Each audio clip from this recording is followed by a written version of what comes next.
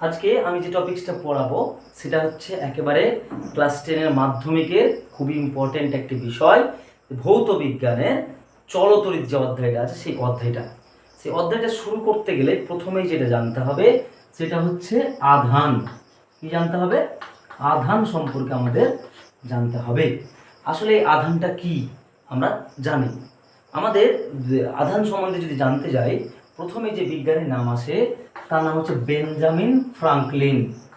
তিনি একজন বিজ্ঞানী, বেঞ্জামিন ফ্রাঙ্কলিন, যিনি এই আধানের বিশেষত প্রথম ব্যবহার করেন এবং আধানকে দুই ভাগে বিভক্ত করেন। একটাকে বলা হয় ঋণাত্মক আর একটাকে বলা হয় ধনাত্মক আধান।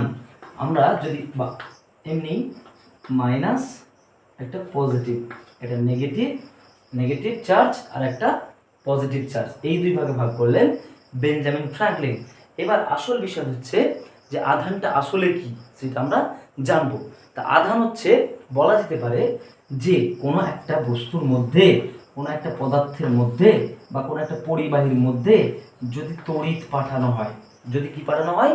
তড়িৎ পাঠানো হয় এবং সকল তড়িৎগ্রস্ত কণাগুলির যে ধর্ম, একটা ভৌত ধর্ম, যার ফলে ধনাত্মক এবং ঋণাত্মক আধান তৈরি হয়। অ্যাকচুয়ালি আমরা যদি বাংলা ভাষায় বলতে যাই যে সকল তড়িৎগ্রস্ত কণাগুলোকে বলা হবে আধান। কে বলা হবে? সকল তড়িৎগ্রস্ত কণাগুলোকে বলা হয় আধান। এরপরে বেঞ্জামিন ফ্রাঙ্কলিন দুই ভাগে ভাগ করলেন, একটা পজিটিভ একটা নেগেটিভ। এরপরে আরও একজন বিজ্ঞানী এলেন যার নাম হচ্ছে কুলম্ব, বিজ্ঞানী কুলম্ব। তিনি কি করলেন? আধান সম্বন্ধে সম্পূর্ণ ব্যাখ্যা আরো বেশি দিতে থাকলেন এবং তার নাম অনুসারেই আধানের ব্যবহারিক একক বা এসআই একক হয়ে গেল কুলম্ব আধানের, এবং সিজিএস একক হয়ে গেল আমাদের স্ট্যাট কুলম্ব।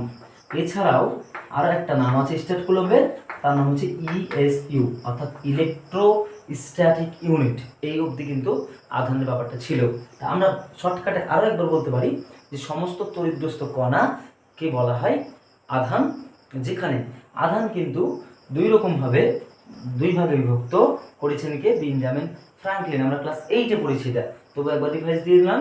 এরপরে কুলম্ব কিন্তু এক্সটেন্ড ভার্সন করলেন চার্জের ব্যাপারটা কি। আচ্ছা, আধান সম্বন্ধে আমাদের মোটামুটি এই ধারণাটা ক্লিয়ার হলো।